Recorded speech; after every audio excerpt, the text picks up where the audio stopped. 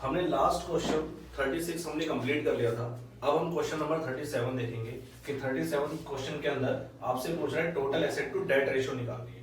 अब total asset to debt ratio निकालने के लिए क्वेश्चन नंबर 37 में हमें टोटल डेट गिवन है 40 लाख रुपए के, शेयर कैपिटल गिवन है 15 लाख की, रिजर्व एंड सरप्लस आपके 60 लाख रुपए के, करंट लायबिलिटीज 5 लाख की है, वर्किंग कैपिटल 7 लाख की है और आपसे पूछ रहा है total asset to debt ratio निकालो।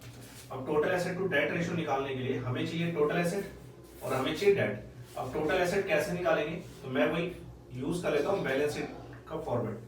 बैलेंस शीट के फॉर्मेट के बेस पे ही आप क्या करोगे, टोटल एसेट और डेट को क्या करोगे, कैलकुलेट। लायबिलिटीज इधर हमने लेते हैं एसेट्स। हमारे पास टोटल डेट गिवन है। अगर टोटल डेट गिवन है तो आपको पता ही होगा कि टोटल डेट जो बनते हैं वो बनते हैं शॉर्ट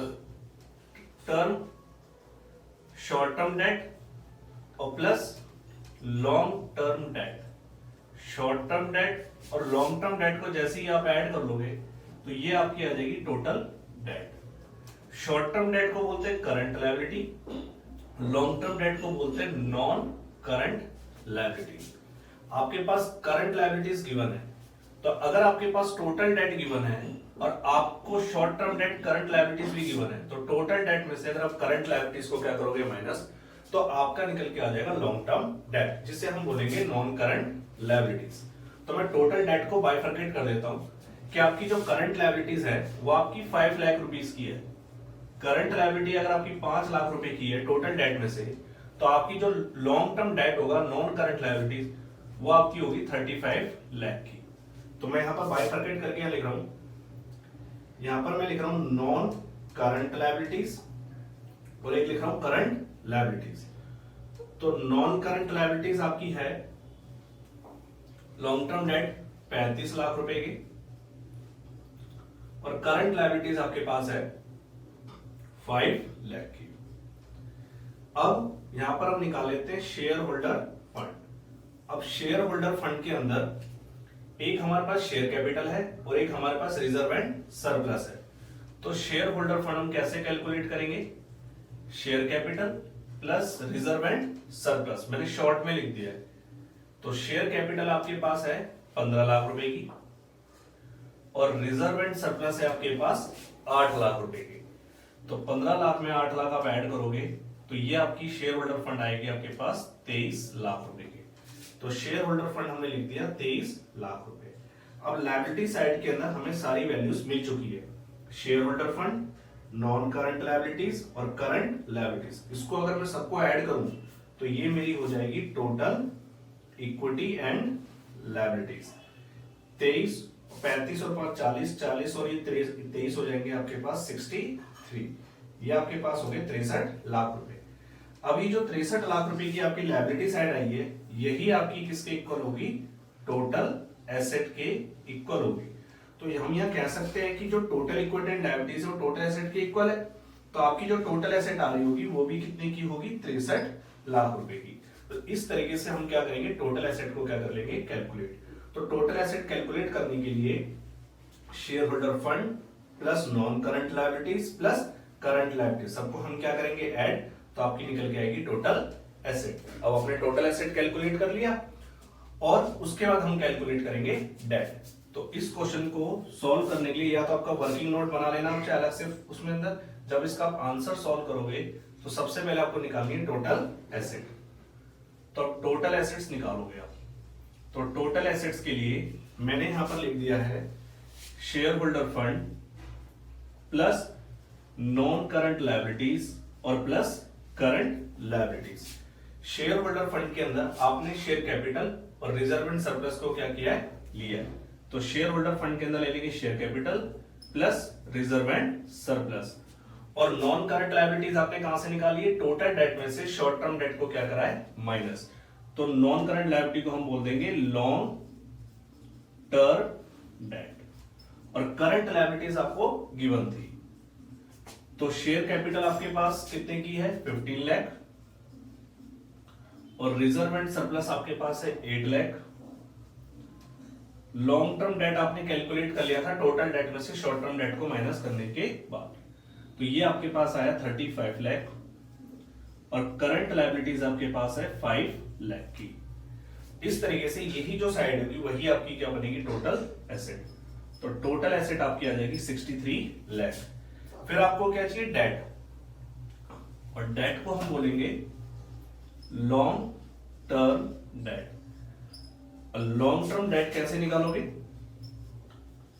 टोटल डेट आपको गिवन है, टोटल डेट में से करंट लायबिलिटीज को आप क्या करोगे, माइनस। टोटल डेट आपके पास है 40 लाख के, जिसमें से करंट लायबिलिटीज आपके पास कितने की है, 5 लाख की। लॉन्ग टर्म डेट हो जाएंगे आपके पास 35 लाख। अब आपके पास टोटल एसेट भी आ गई और आपके पास डेट भी आ गया। अब क्वेश्चन ने आपसे पूछा था total asset to debt ratio आप कैलकुलेट करो। तो total asset to debt ratio कैसे निकालोगे, total asset to debt ratio, total asset को ऊपर रखेंगे और डेट को नीचे रखेंगे। टोटल एसेट है आपकी 63 लाख, डेट आपके पास है आपके पास 35 लाख। अब इसको आप सॉल्व कर लोगे, ये आपका रेशियो आएगा 1.8 रेशियो 1। तो ये आपका क्वेश्चन नंबर 37 भी क्या हो गया है, सॉल्व हो गया है। अभी हमने क्वेश्चन नंबर 37 सॉल्व कर लिया है। अब हम देखते हैं क्वेश्चन नंबर 38। तो क्वेश्चन नंबर 38 में भी आपसे पूछ रहे हैं कि total asset to debt ratio निकालो। तो भाई total asset to debt ratio निकालने के लिए फिर हमें कुछ ना कुछ कहानी गिवन है कि भाई ये चीजें आपको गिवन है, इन सब चीजों को कंसीडर करते हुए क्या निकालनी है, total asset to debt ratio आपको क्या करनी है, कैलकुलेट करनी है। अब देखते हैं, कैपिटल एम्प्लॉयड गिवन है आपको 60 लाख रुपए, शेयर कैपिटल है 20 लाख रुपए, रिजर्व एंड सरप्लस है 16 लाख रुपे, ट्रेड पेबल है 8 लाख रुपए, आउटस्टैंडिंग एक्सपेंसेस है 40 लाख रुपए, और कहता है कि total asset to debt ratio निकालो। अब total asset to debt ratio निकालने के लिए आपको चाहिए टोटल एसेट और आपको चाहिए डेट। फिर यहां पर आप क्या करोगे, वही बैलेंस शीट का कॉन्सेप्ट यूज करो, और बैलेंस शीट के कॉन्सेप्ट को यूज करते हुए आप क्या करो, टोटल एसेट और डेट को क्या करो, कैलकुलेट करो। तो टोटल एसेट्स के लिए मैं यहां पर फिर वही लिख देता हूं, लायबिलिटी साइड में लायबिलिटीज और यहां पर लिख देते हैं हम एसेट। अब आपके पास शेयर कैपिटल है और आपके पास रिजर्व एंड सरप्लस है। अगर आप share capital, reserve and surplus को ऐड करोगे तो ये आपका निकल के आएगा शेयर होल्डर फंड। तो आपको क्या करना है, यहां पर आपको शेयर होल्डर फंड रखना है, फिर आपको क्या रखना है, नॉन करंट लायबिलिटी लिखना है, फिर आपको क्या लिखना है, करंट लायबिलिटीज। तो शेयर होल्डर फंड कैसे बनेगा, share capital plus reserve and surplus को ऐड करके। तो शेयर होल्डर फंड में निकालने के लिए आप 20 लाख में 16 लाख रुपए को आप ऐड करोगे तो आपकी आ जाएगी यहाँ पर 36 लाख रुपए, ये आ गई शेयर होल्डर फंड। अब आपको चाहिए नॉन करंट लायबिलिटीज और करंट लायबिलिटीज। अब करंट लायबिलिटीज में आपको पता है कि ट्रेड पेबल आते हैं 8 लाख रुपए की और आउटस्टैंडिंग एक्सपेंसेस आपके पास 40 लाख रुपए का। तो हम कह सकते हैं कि ट्रेड पेबल और आउटस्टैंडिंग एक्सपेंसेस को अगर मैं ऐड कर दूं तो ये मेरी हो जाएगी करंट लायबिलिटीज। तो 8 लाख और 40 लाख मिलाकर ये आपके पास करंट लायबिलिटीज हो जाएगी 48 लाख रुपए की। तो ये आपके पास हो गई करंट लायबिलिटीज। अब आपको चाहिए नॉन करंट लायबिलिटीज। अब नॉन करंट लायबिलिटीज कैसे निकालोगे, लेकिन यहां पर क्वेश्चन में हमें गिवन है कैपिटल एम्प्लॉयड। तो आपको एक चीज याद रखनी चाहिए, कैपिटल एम्प्लॉयड। कैपिटल एम्प्लॉयड का मीनिंग होता है वो पैसा जो बिजनेस में हमने एम्प्लॉयड किया, जो पैसा हमने अपने बिजनेस में लगाया है उसको बोलते हैं कैपिटल एम्प्लॉयड। और वो पैसा लगता है एक तो घर वालों का और प्लस एक बाहर वालों का। तो घर वालों को हम बोलते हैं share holder fund, share holder का जो पैसा बिजनेस में लगता है उसे बोलते हैं share holder fund, that means ये हो गया घर वालों का पैसा। अब आपको एक चाहिए बाहर वालों का पैसा, और बाहर वालों को पैसे को बोलते हैं non current liabilities, that means को बोलते हैं लॉन्ग टर्म डेट। तो अब आपके पास कैपिटल एम्प्लॉयड गिवन है, कितने की कैपिटल एम्प्लॉयड गिवन है, 60 लाख रुपए की, जिसमें से घर वालों का जो पैसा लगा हुआ है 20 और 16, दैट मींस 36 लाख रुपए आपके लगे हुए घर वालों के। तो इसका मतलब कह सकते हैं कि 60 लाख रुपए अपने बिजनेस में लगा रखे हैं, जिसमें घर वालों का पैसा शेयर होल्डर का लगा हुआ है 36 लाख रुपए। तो आपको किसका पैसा निकालना है, बाहर वालों का, that means long term date का, जिसको बोलते हैं नॉन करंट लायबिलिटीज। तो लॉन्ग टर्म डेट का पैसा निकालने के लिए आपको क्या करना पड़ेगा, इस 60 लाख में से आपको ये 36 लाख इधर लाख के क्या करोगे आप, माइनस कर दोगे। 60 लाख में से 36 लाख माइनस कर दोगे तो आपका निकल के आएगा लॉन्ग टर्म डेट, ये आएगा 24 लाख। तो ये आपका आ गया लॉन्ग टर्म डेट, और लॉन्ग टर्म डेट को बोलते हैं नॉन करंट लायबिलिटीज। तो नॉन करंट लायबिलिटीज भी आपने क्या कर लिए, सॉल्व कर लिए। तो नॉन करंट लायबिलिटीज आपके पास आ रही है 24 लाख रुपए की। तो इस तरीके से आपने क्या निकाल लिए, टोटल इक्विटी एंड लायबिलिटीज। 36 और 24 आप ऐड करो 60 लाख और प्लस 48 लाख, 1,08,00,000। ये आ जाएगा आपके पास 1,08,00,000 रुपए। ये आपके पास आ गई टोटल इक्विटी एंड लायबिलिटीज। और जो टोटल इक्विटी एंड लायबिलिटीज होती है वो टोटल एसेट की क्या होती है, इक्वल होती है।